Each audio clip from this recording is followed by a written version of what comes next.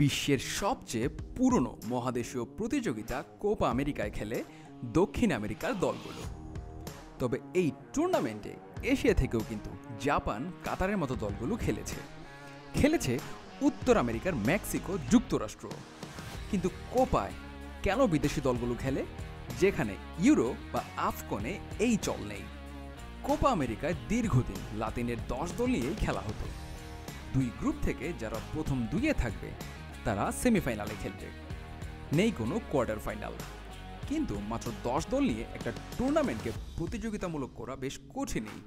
এটা মাথায় রেখেই 1993 সাল থেকে সিদ্ধান্ত হয় দুটি অতিথি রাষ্ট্রকে আমন্ত্রণ জানানোর। 1993 সাল থেকে 12 দল নিয়ে মোট 3 গ্রুপে অনুষ্ঠিত হয় কোপা আমেরিকা। অতিথি দেশ হিসেবে যোগ দেয় মেক্সিকো ও যুক্তরাষ্ট্র। সেবারের অতিথি মেক্সিকো গ্রুপে তৃতীয় হয়েও কোয়ার্টার সেমি পেরিয়ে ফাইনালে চলে যায়, আর সেখানে হারতে হয় আর্জেন্টিনার কাছে। কিন্তু বড় চমক দেয় কনমেবল জাপানকে আমন্ত্রণ করে। 1999 সালে প্রথমবারের মতো কোপা আমেরিকায় খেলে জাপান।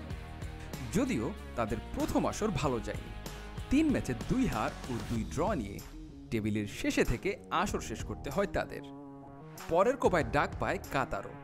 2019 কোপায় তারাও 3 ম্যাচে 2 হার এবং 1 ড্র নিয়ে টেবিলের শেষে থেকে আসর শেষ করে। 1993 থেকে 2019 সাল পর্যন্ত 2টি অতিথি দেশ খেলেছে নিয়মিতই। তবে প্রতিযোগিতাটির 100 বছর পূর্তি উপলক্ষে 2016 সালে 4 গ্রুপে 16 দল নিয়ে কোপা আমেরিকা আয়োজন করার সিদ্ধান্ত নেয় কনমেবল। সেবার অতিথি দেশ হিসেবে খেলে কনকাকাফের 6 দল মেক্সিকো, জ্যামাইকা, পানামা, যুক্তরাষ্ট্র, কোস্টারিকা এবং হাইতি।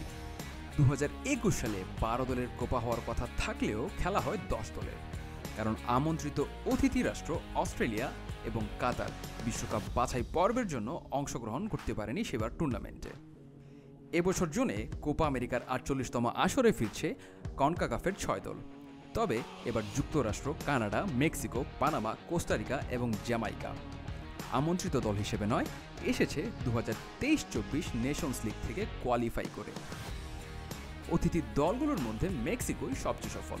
তারা 10 বার কোপা আমেরিকা খেলে ফাইনালে পৌঁছেছে 2 বার। এরপর এবারের আসরের স্বাগতিক দল যুক্তরাষ্ট্রের সর্বোচ্চ সাফল্য 2 বার সেমিফাইনাল খেলা।